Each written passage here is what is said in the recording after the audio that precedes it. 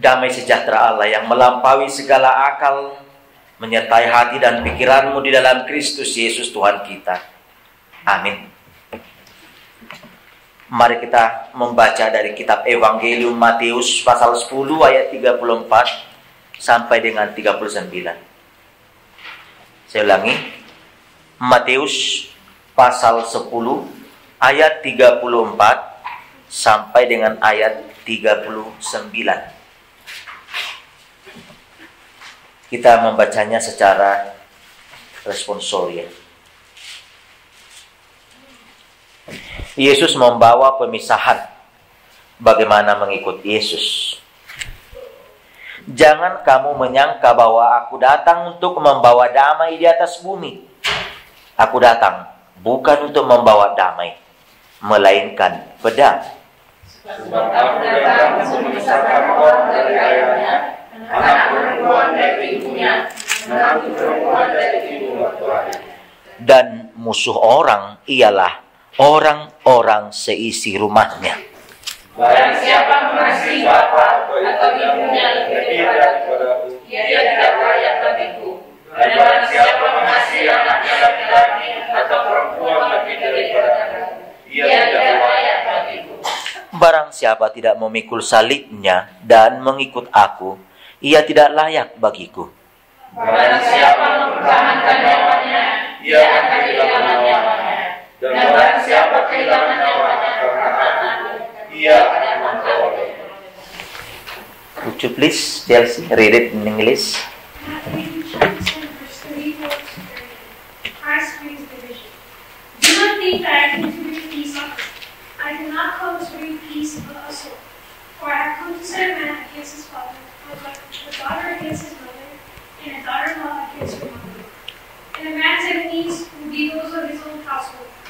He who loves father or mother more than me is not worthy of me. And he who loves son or daughter more than me is not worthy of me. And he who takes his cross and follow after me is not worthy of me.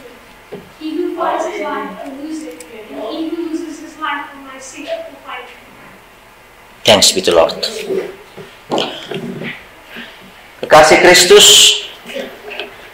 sebelum saya menyampaikan firman Tuhan pada saat ini, hari ini adalah hari atau minggu ini adalah minggu terakhir Trinitatis. Jadi kalau kita baca di sana 21 setelah Trinitatis, ketritunggalan Allah, maka minggu ini atau hari ini kita akan mengakhirinya. Berbahagialah orang yang telah mendengarkan firman Tuhan, khususnya pada minggu-minggu Trinitatis, yang menyaksikan tentang bagaimana kuasa Allah di dalam nama Allah Bapa, Anak, dan Roh Kudus yang berkarya di tengah kehidupan. Dan minggu depan kita akan memasuki minggu akhir tahun gerejawi atau ujung tahun gereja, yang secara khusus biasanya adalah peringatan orang-orang yang meninggal. Sehingga yang meninggal pada satu tahun ini kita akan bacakan, baik orang tua atau keluarga yang satu tahun ini. Sehingga kita diajak pada minggu depan untuk dapat melihat segala sesuatunya akan berakhir. Namun segala sesuatunya akan diubahkan dan dibaharui dengan mengingat atau commemoration atau melakukan upacara peringatan orang yang meninggal.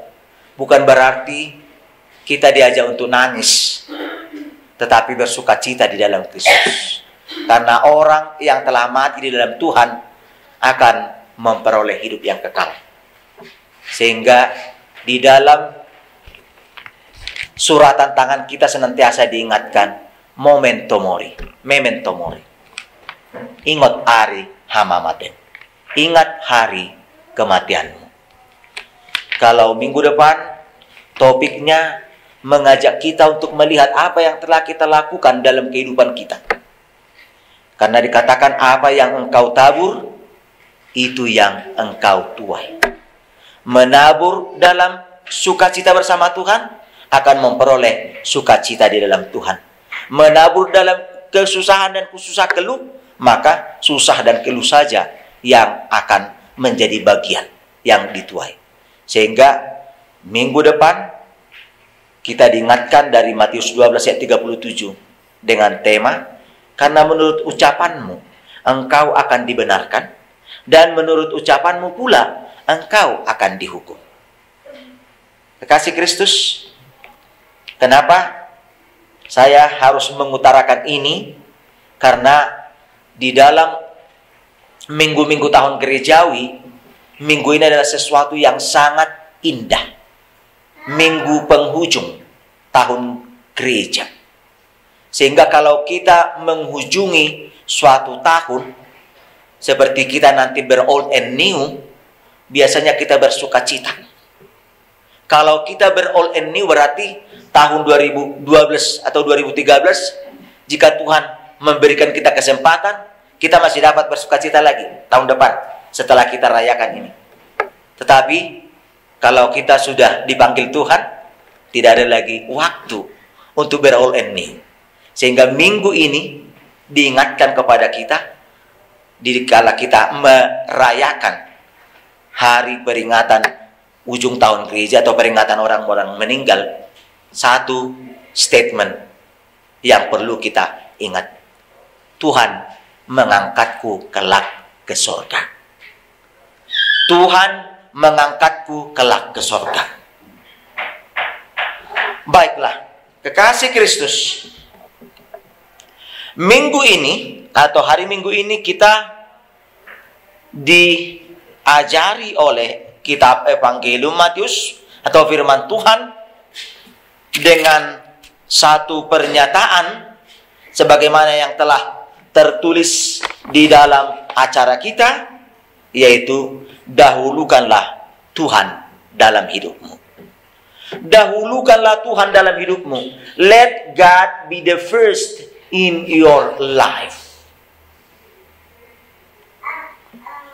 Banyak survei, karena memang survei bebas. Ada pernah menempatkan Tuhan Yesus nomor 10, ada nomor 5, bahkan ada nomor 20 dalam survei itu. Sehingga pernah dari salah satu golongan agama keberatan dan marah karena menempatkan nabinya di nomor 10 kalau tidak salah. Ya. Lalu pertanyaan, kenapa harus marah? Itu hanya sebatas survei. Kalau Yesus menjawab, bagaimana kita menjadi yang the best, yang terutama di dalam kehidupan. Sehingga menjadi yang terutama di dalam Tuhan adalah mendahulukan siapa yang menjadi penuntun, pembimbing di dalam kehidupan kita. Siapa yang kita andalkan, siapa yang kita jagokan, siapa yang kita unggulkan. Sebagaimana minggu-minggu ini 7 Wonders of the World, Indonesia menjagokan Komodo menjadi bagian 7 Wonders.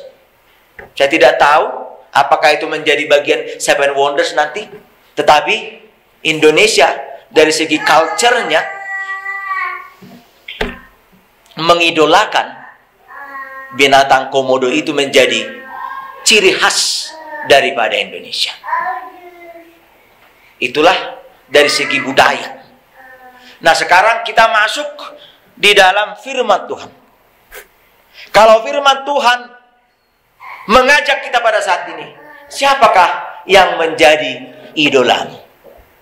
Siapakah yang menjadi pujaan di dalam kehidupan ini? Kekasih Kristus, banyak upaya yang dilakukan untuk menjadi idola dan pujaan. American Idol, Indonesian Idol, lalu harus mengupayakan meng-SMS agar nama itu dapat menjadi mencuat. Sehingga seolah-olah dapat kita melihat dengan idol itu adalah dengan kuasa, dengan usaha atau dengan materi. Dengan semakin banyaknya orang yang meng-SMS, lalu dia ditempatkan menjadi idol. Yesus Kristus mengajak kita pada saat ini. Siapakah idola? Siapakah yang didahulukan dalam hidupmu? Kalau kita mengambil ayat yang pertama yang kita baca tadi, seolah-olah di sana Yesus tidak mau menjadi idol, tidak mau didewakan. Karena pemahaman daripada dunia seperti yang kita tadi berbicara, bahwa dengan menjadi idol adalah dengan menempatkannya menjadi bagian daripada pujaan yang diagumi, yang dihormati. Tetapi Yesus tidak mau diagungkan dan dihormati. Ini salah satu yang perlu kita lihat dari pemaknaan apa yang dikatakan oleh Yesus. Saya datang bukan untuk membawa damai, tetapi saya datang membawa pedang. Kelihatannya Yesus radikal. Kenapa Yesus mengajak atau mengingatkan murid-muridnya dan orang lain yang mendengarnya bahwa dia datang membawa pedang? Kita ketahui bahwa pedang adalah sesuatu benda tajam, benda yang pada umumnya dapat membuat suatu kecelakaan atau luka. Kenapa Yesus mengingatkan dan bahkan menegur murid-murid dan orang-orang yang di sekitarnya bahwa dia datang membawa pedang? Kekasih Kristus, ini harus hati-hati kita lihat. Karena memang kalau disalah artikan, disalah fungsikan, bisa jadi pemaknaan yang terjadi Yesus membawa pedang. Dan inilah yang terjadi di mana masyarakat yang pada saat itu merindukan kemerdekaan fisik dari tentara Romawi menyelenggarakan atau mempergunakan momen untuk mengajak Yesus menjadi pembawa kemerdekaan politik, yaitu pembebasan dari Imperium Romawi. Artinya mereka memakai kesempatan itu untuk melihat bahwa Yesus yang mempunyai tanda-tanda mujizat, yang dapat menyembuhkan, yang dapat memberi makan, yang dapat menghidupkan, ini sudah menjadi suatu aset yang besar untuk membawa semua orang-orang yang mungkin terpecah belah secara pemikiran, perhatian pada saat itu untuk bersatu padu, kalahkan Romawi. Tetapi mereka kecewa. Kedatangan Yesus bukan hal yang seperti itu. Bahkan Yesus datang untuk membawa pemisahan. Kalau kita baca tadi, membawa pemisahan antara bapa dengan anaknya, mertua dengan menantunya, anak perempuan dengan ibunya.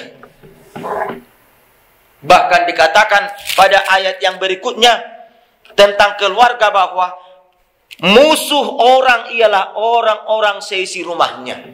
Apakah Yesus mau mengatakan bahwa kita tidak lagi saling mempercayai di tengah keluarga kita? Mempercayai antara suami kepada istri, atau orang tua kepada anak, atau anak kepada orang tua, atau mungkin tetangga, atau orang-orang yang ada di sekitar kita? Apakah Yesus telah mengatakan demikian?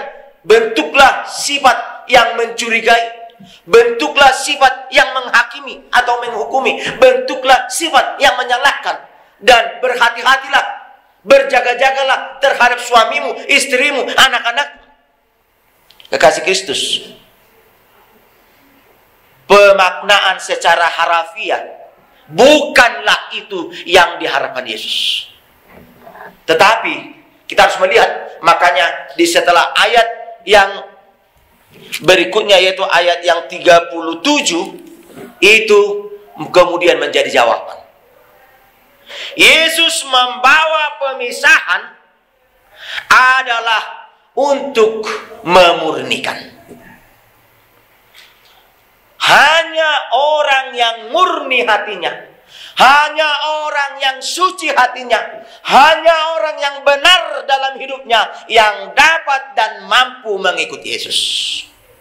Itu yang mau Yesus katakan. Sehingga di dalam topik, dahulukanlah Tuhan dalam hidup. Kalau tidak, bagaimana kita mungkin dapat mengikut Yesus? Bagaimana kita di dalam kemenduan hati? Bagaimana kita dalam keraguan, kesangsian?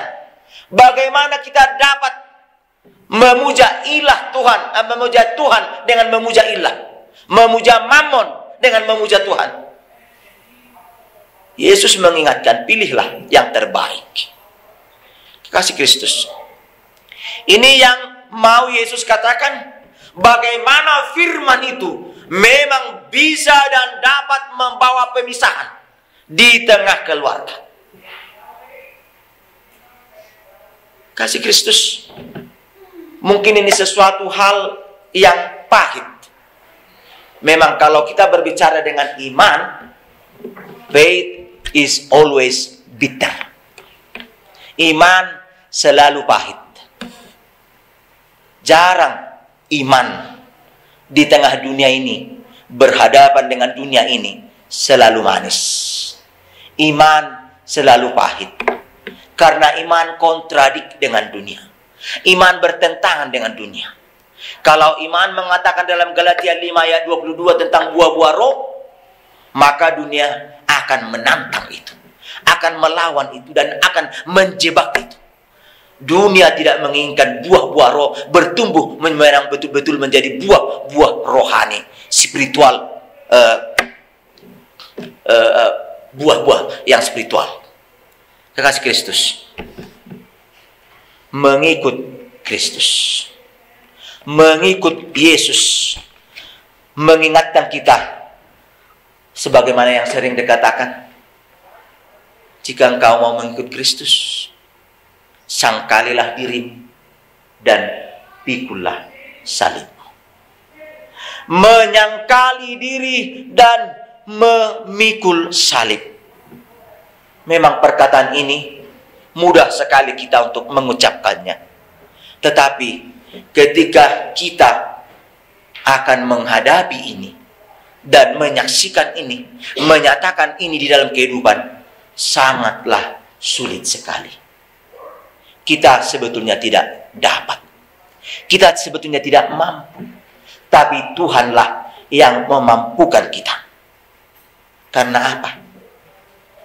Firman Tuhan pada saat ini mengatakan bahwa Yesuslah Pangeran yang agung. Yesuslah yang bertugas sebagai, kalau kita pernah dengarkan atau lihat film SAR, Search and Rescue. Yesus mencari, dan tidak hanya mencari.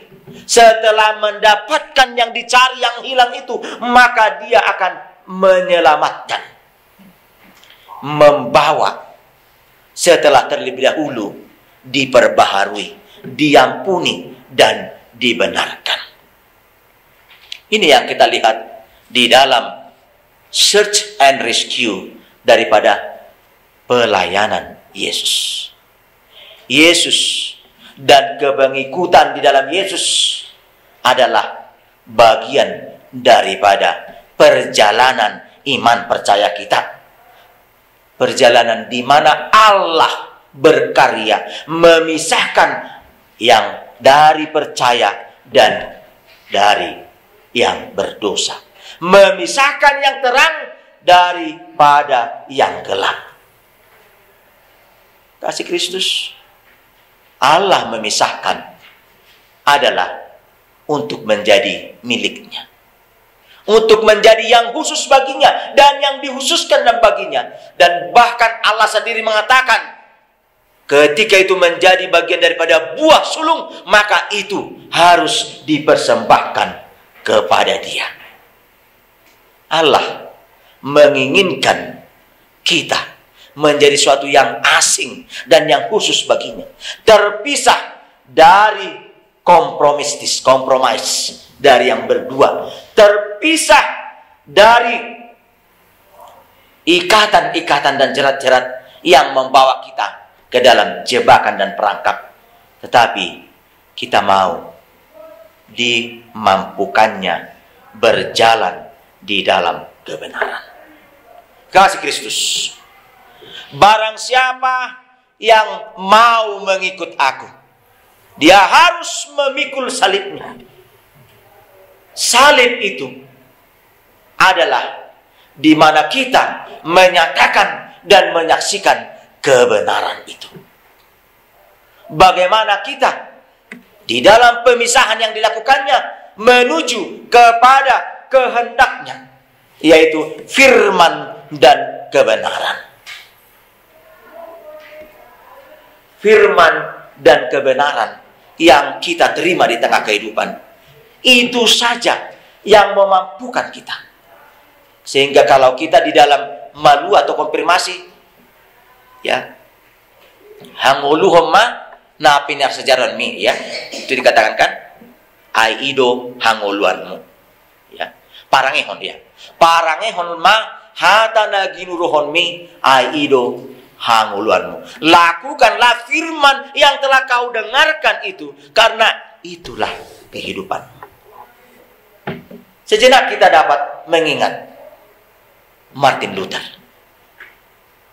Apa yang kurang pada diri Martin Luther? Dia seorang doktor. Dia seorang yang terpang dan bahkan dia ditempatkan menjadi pendeta jemaat di suatu jemaat yang besar.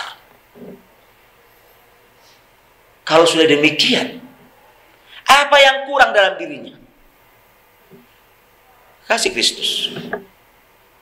Yang kurang dalam dirinya adalah dia belum menerima sentuhan Tuhan. Dia belum kedengar-dengaran akan Tuhan. Dia belum encounter with God. Dia belum tersentuh akan panggilan Tuhan. Ini bisa menjadi di tengah kehidupan kita. Boleh jadi kita rajin ke gereja. Boleh jadi kita aktif di dalam pembacaan firman Tuhan. Boleh jadi kita aktif di dalam kegiatan-kegiatan gereja. Tetapi bila sentuhan firman itu belum menjadi buah di tengah kehidupan, maka kita juga akan mengalami seperti Martin Luther. Hatinya resah, risau. Itu dapat kita lihat kalau kita nonton filmnya. Dan ketika dia membuka hatinya akan suara hati, panggilan hati daripada Tuhan, maka dia mengingat bahwa menjadi seorang Kristen adalah menjadi tanggung jawab. The responsibility of Christianity adalah menerima panggilan Tuhan dalam kehidupan. Dia melihat bahwa segala kehidupan rutinitas, formalitas di tengah keagamaan bukan lagi bagaimana hubungan manusia dengan Tuhan, tetapi hanya sebatas bagaimana berkumpul, bagaimana bersekutu, bagaimana rutinitas berjalan. Luther melihat ini dengan pencerahan daripada Tuhan. Tuhan membongkar, membuka hatinya, pikirannya, terlebih iman percayanya, bahwa keselamatan tidak dapat dibeli, bahwa keselamatan tidak hanya milik pimpinan atau paus atau pop pada saat itu, bahwa keselamatan tidak hanya milik daripada ningrat atau kuasa tertinggi, tetapi keselamatan hanya oleh karena iman. Justification by faith. Kasih Kristus. Upah daripada encounter dengan Tuhan yang dialami oleh Martin Luther besar. Karena dia harus menanggung segala perbuatan yang besar akibat yang dilakukannya. Karena berapa kali dia harus ditantang baik oleh pemimpin negara, baik oleh pemimpin agama, dan bahkan Pope sendiri pada saat itu mengingatkan dia untuk recant, menyerah. Dan akibatnya ketika kalau dia menyerah, maka mungkin sebagaimana orang-orang yang lain, dia akan mati syahid. Mati dengan terhukum. Tapi apa yang terjadi? Satu kata, ketika dia menjawab untuk tidak berikan, tidak menyerah, tetapi dia mengatakan, "Here I am, Lord, save me." Di sini aku, Tuhan, selamatkan aku. Kekasih Kristus, mengikut Kristus, mengikut Yesus, dapat menjadi bagian seperti yang dialami oleh Martin Luther di tengah kehidupan kita pada saat ini. Apakah kita mungkin, atau apakah kita boleh menjadi sakit ketika buah-buah roh bertumbuh dalam kehidupan kita? Apakah kita mungkin sakit atau menderita karena firman yang telah sampai di tengah kehidupan kita dan bahkan memporak-porandakan keegoan kita, keinginan diri kita, kesenangan diri kita? Kekasih Kristus, hal ini bisa terjadi di tengah kehidupan. Namun Yesus mengatakan, untuk menjadi yang terbaik, mendahulukan Tuhan di dalam kehidupan kita.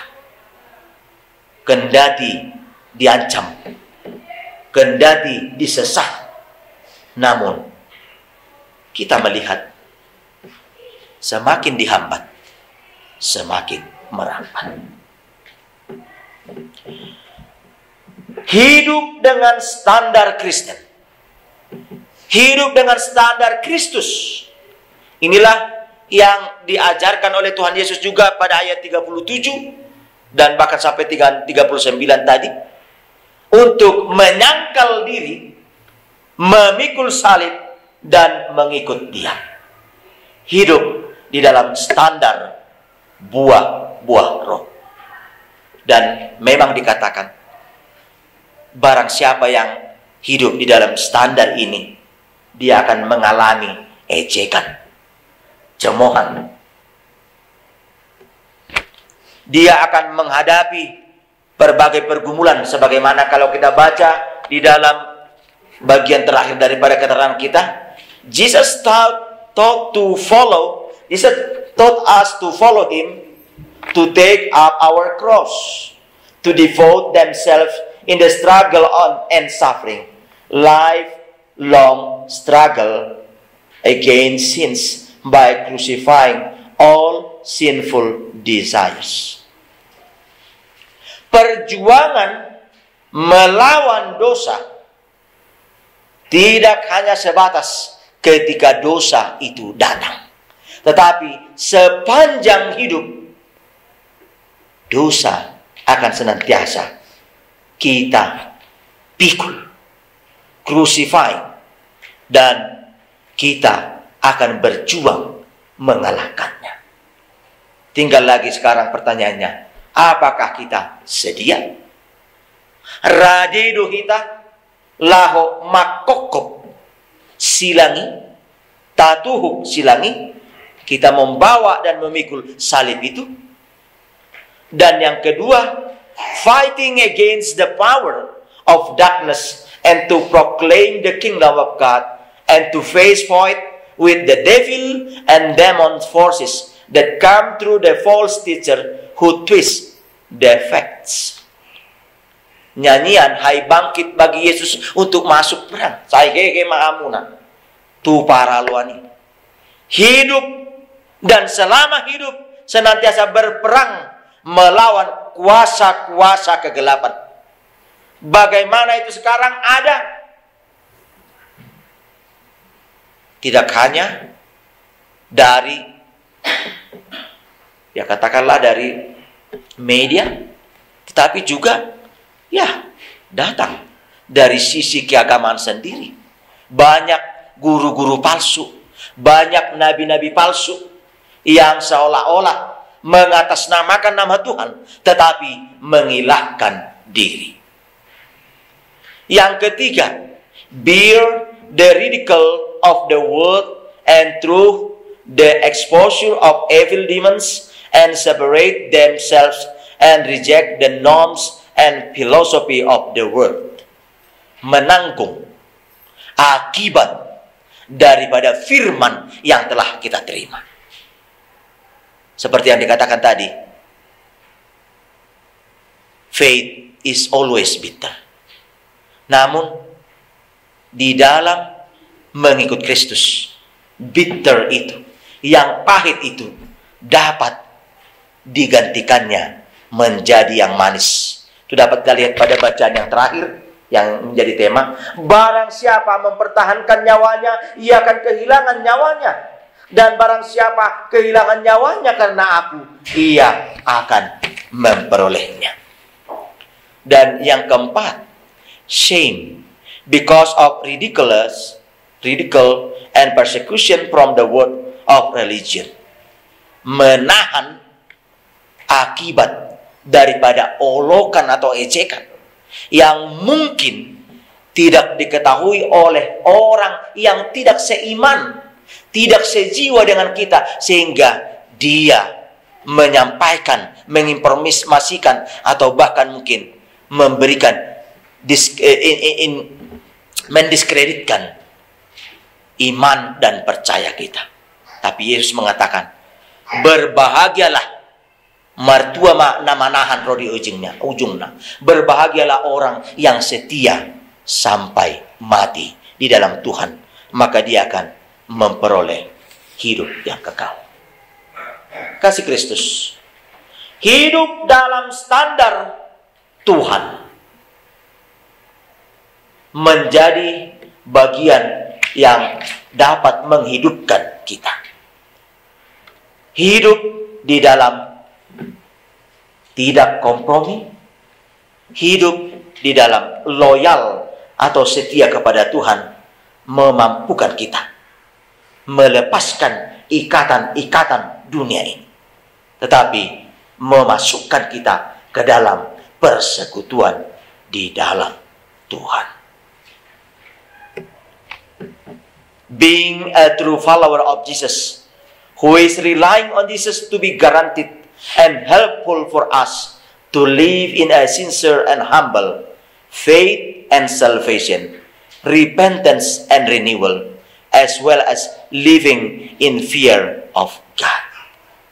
Kasih Kristus, kiranya firman Tuhan pada saat ini memampukan kita untuk dapat melihat mengikut Dia adalah bagian menjadi yang terbesar di dalam kehidupan kita dan mendahulukan Dia di tengah atau di dalam keseluruhan hidup kita. Amin.